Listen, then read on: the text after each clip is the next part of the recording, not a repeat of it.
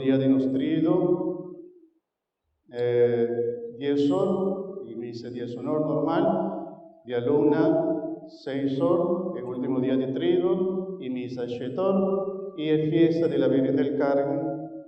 Te espera que no bien novena, tengo bien fiesta, pastor, así, vos también preparaba la fiesta. Tengo bien día de fiesta mes. Y te espera con todo parroquiano, que también en parroquia aquí, que te estima parroquia, que te estima Mamá María, bien compañeros, el día marzo, 16 de julio, nos celebra fiesta de la Virgen del Carmen. ¿No? Recuerda que nos tiene también una protección especial con la Virgen María del Carmen, adúnanos escapulario.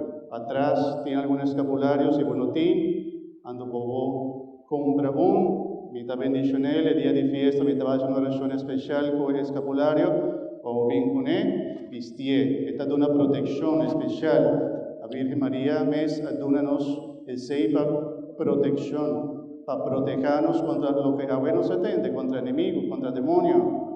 Él queda proteger junto con la Virgen María con escapulario. Si uno tiene, por vaya compra entonces si vos tienes un cava, bien también llamar con él, entonces nos está bendicionando para vestir.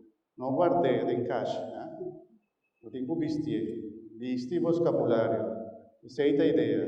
No guarde cosas bendicionadas de un cash y guarda para nada. Si vos tienes algo bendicionado, vestir, hace uso de un rosario.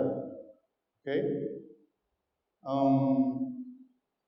El día de fiesta, recuerda que también tiene una versión cortico, que sale por Discord de Bercarmen, nos sale 6:20, algo así, nos sale cana un tiki aquí en el barrio, no está mucho largo, pero nos espera, llega aquí para comienza misa 7 horas de noche, obispo, Dios poder, los compañeros también rivalidad aquí de fiesta. ¿No? Sí, pastor. Bom? Está bom, você é bom mucho.